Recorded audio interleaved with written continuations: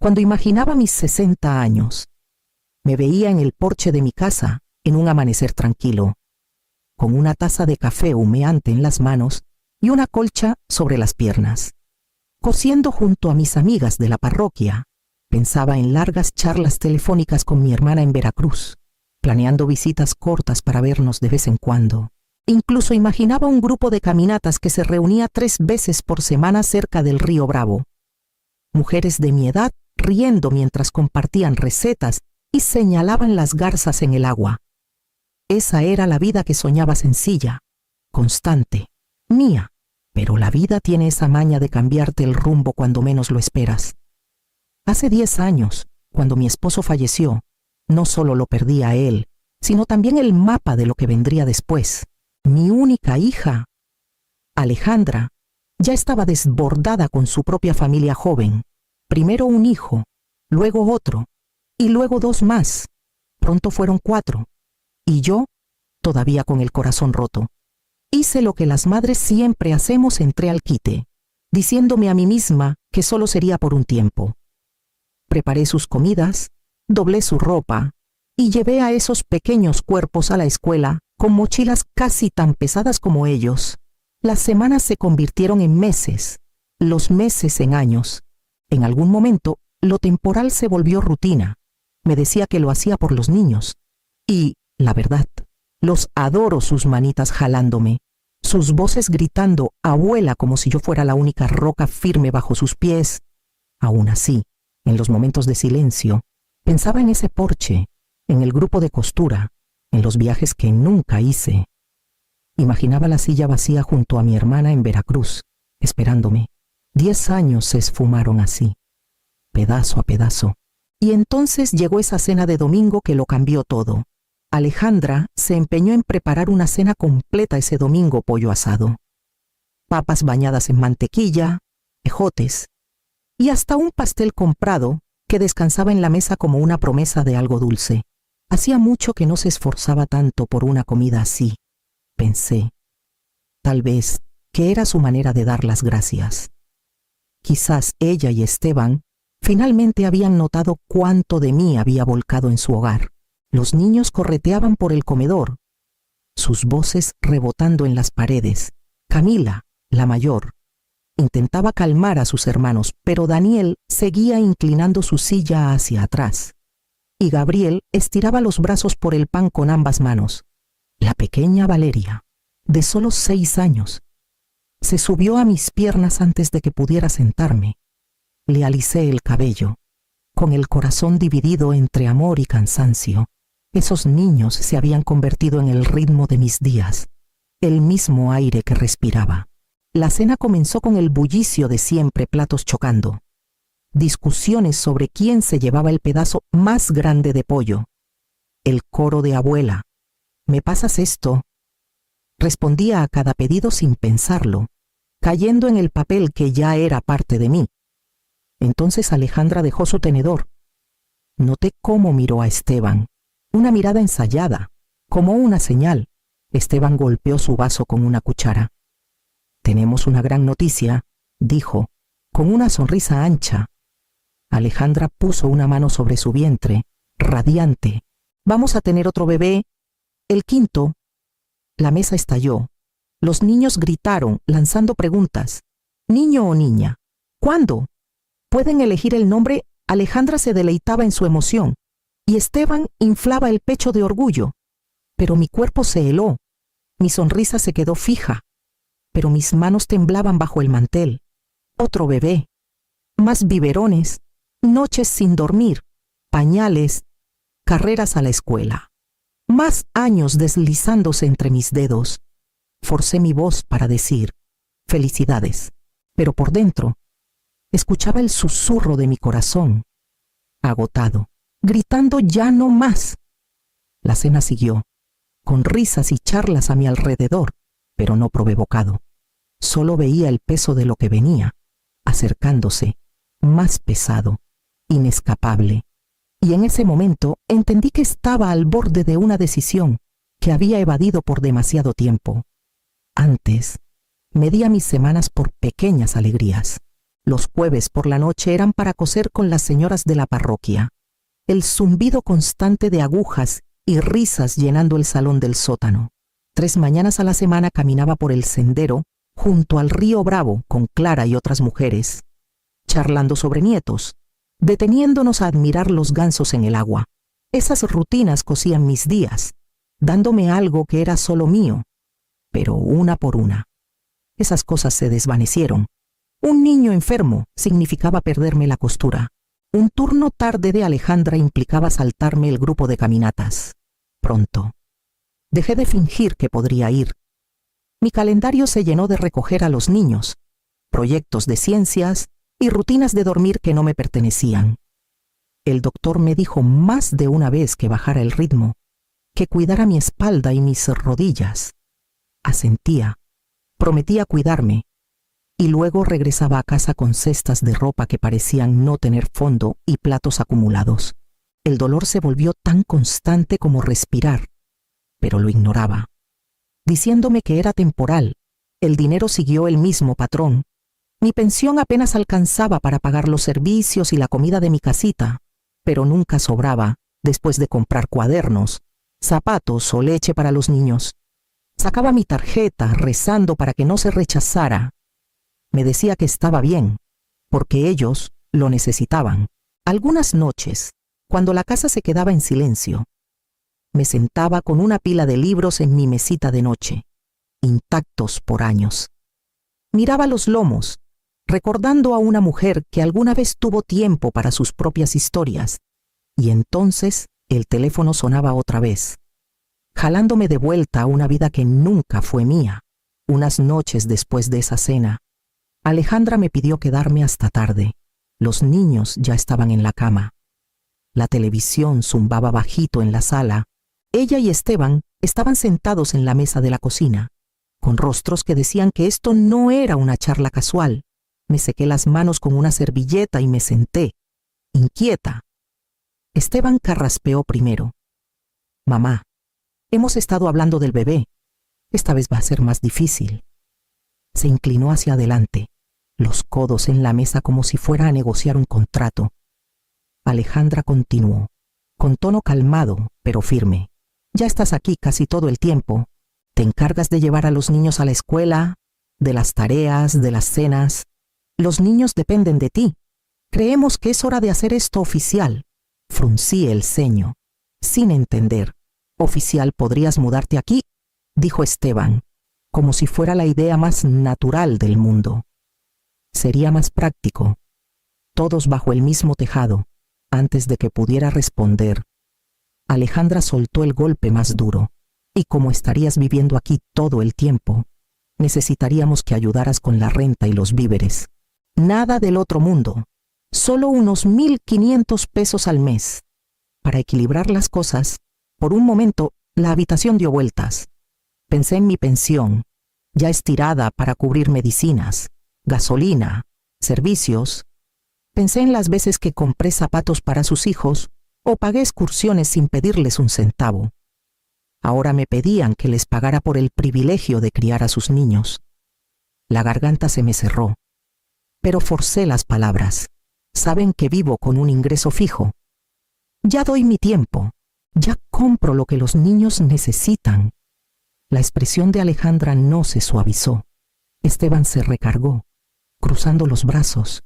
No pedimos mucho, mamá, solo compromiso. Piensa en los niños. Necesitan estabilidad. Me quedé en silencio. El peso más grande que cualquier tarea. Sus voces se desdibujaron, pero el mensaje era claro. Mi amor se había vuelto su expectativa, y su expectativa se había convertido en una deuda que nunca terminaría de pagar. Esa noche entendí que algo en mí tenía que romperse antes de que desapareciera por completo. El aire de la noche era fresco cuando salí de la casa de Alejandra, el pecho aún apretado por el peso de sus palabras. Conduje en silencio, pero el dolor no me soltaba. Clara estaba en su porche cuando estacioné en mi entrada, con un vaso de té helado en la mano. Me miró y me hizo una seña para que me acercara. Me hundí en la silla junto a ella, la madera crujiendo bajo mi peso. Por un largo momento, solo miré la calle silenciosa, sin querer soltar las palabras. Pero Clara me conoce desde hace años. ¿Qué pasó?, preguntó con suavidad. El dique se rompió. Le conté del bebé, de cómo Alejandra y Esteban querían que me mudara con ellos, de la renta y los víveres. Cada palabra salía más rápido que la anterior, mi voz quebrándose en lugares que no esperaba. Clara escuchó, su rostro firme. Cuando terminé, se recargó y habló claro. Evelina, tú ya criaste a tu hija. Ese fue tu trabajo. Esos niños no son tuyos para criar. Sus palabras cayeron más fuerte que cualquier discusión con Alejandra. Las había pensado yo misma, en susurros que nunca admití, pero escucharlas en voz alta hizo que algo cambiara. Miré a Clara, buscando en su rostro. Pero, ¿y los niños? Me necesitan. Necesitan a sus padres, dijo con firmeza. Y tú necesitas una vida. ¿No crees que te la has ganado? El farol de la calle parpadeó sobre nosotras, y por primera vez en años me permití imaginar cómo sería dar un paso atrás. La imagen era aterradora, pero también fue el primer sorbo de libertad que había probado en mucho tiempo. Ese pensamiento me siguió hasta mi casa y se asentó en mis huesos cuando cerré la puerta. Ocurrió un miércoles por la tarde. Había recogido a los niños de la escuela, preparado sándwiches de queso fundido y doblado 2 cargas de ropa. Alejandra llegó más tarde de lo usual, dejando su bolsa en la mesa con un suspiro. Pasaron unos minutos antes de que comenzara a revolverla. Frunciendo el ceño. ¿Dónde está el dinero?, murmuró, buscando más profundo. Tenía 3,000 pesos aquí. Levanté la vista desde el fregadero. Tal vez lo dejaste en el coche. Sus ojos se clavaron en mí, más afilados de lo que había visto antes.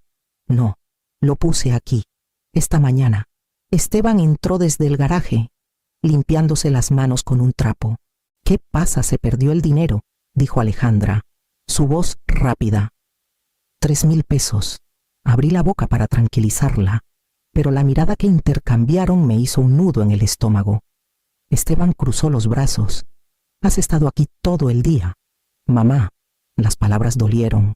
¿Están insinuando que no me dejó terminar? Mira, si necesitabas ayuda, pudiste haber pedido, pero tomar dinero así no está bien. Mis manos temblaron contra el fregadero. Nunca les robaría. Nunca.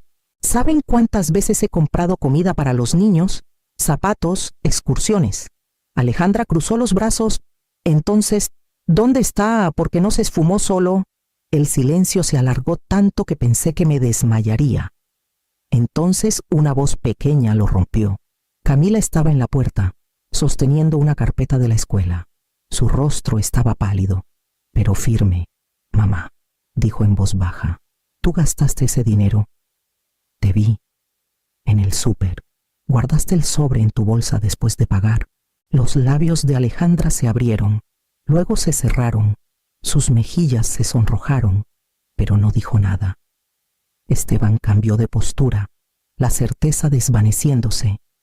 Miré a Camila, con lágrimas quemándome los ojos. Ella se había arriesgado a su enojo para decir la verdad. Mi propia hija no me había creído, pero mi nieta había hablado cuando yo no pude. La habitación cayó en un silencio pesado.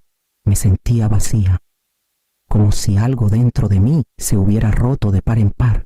Ya no era sobre el dinero, era sobre la confianza, sobre el hecho de que mi propia hija me miró y vio a una ladrona. Tomé mi bolsa con manos temblorosas. Creo que me voy. Camila dio un paso hacia mí, pero negué con la cabeza.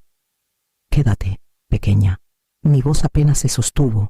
Esto no es tu pelea. Salí al aire fresco de la noche. El peso de la traición más pesado que cualquier tarea, y cuando abrí la puerta de mi coche, supe que algo en mí había cambiado demasiado para volver atrás. Cuando llegué a casa esa noche, no encendí las luces. Caminé directo al dormitorio. Saqué mi vieja maleta del closet y la puse en el suelo. El cierre se atascó a la mitad, tieso por años de desuso, pero se dio con un jalón. Me quedé mirando el espacio vacío dentro, el silencio de mi casa apretándome. Por primera vez en mucho tiempo. No estaba llenando las necesidades de alguien más, estaba enfrentando las mías. Empecé despacio, casi con cuidado. Una pila de suéteres doblados, mis agujas de acolchar, la foto enmarcada de mi esposo y yo en nuestra boda, pequeños pedazos de una vida que casi había olvidado que era mía. Cada cosa sentía como prueba de que aún existía más allá de los roles que Alejandra me había asignado. Un golpe en la puerta llegó antes de que pudiera guardar la maleta. Abrí y encontré a Alejandra, con los brazos cruzados, los ojos afilados. Debía haberme seguido. Entonces es cierto, dijo, su voz plana. ¿De verdad estás empacando? ¿Estás eligiendo por ti en vez de por tu familia? Sus palabras dolieron, pero esta vez no me derrumbé. Enderecé los hombros. No, Alejandra, estoy eligiendo no desaparecer. Por un momento, pareció sorprendida, como si no esperara que hablara tan claro. Luego su rostro se endureció. ¿Te das cuenta de lo que esto nos hará? ¿A los niños he estado aquí 10 años? Dije en voz baja. He dado más de lo que sabes, y amo a esos niños con todo mi corazón, pero el amor no significa que deba rendir el resto de mi vida. Alejandra negó con la cabeza, murmurando algo, pero no la seguí. Cerré la puerta con suavidad y volví a la maleta. Estaba ahí como testigo de la decisión que había evadido por tanto tiempo. Metí la Biblia de mi madre, un par de zapatos para caminar y la lista de departamentos para adultos mayores que había anotado en la biblioteca semanas atrás. La maleta aún era ligera, pero el peso que cargaba era más grande que cualquier cosa que hubiera levantado en años. Cerré el zipper y la dejé en la esquina del cuarto, visible, innegable.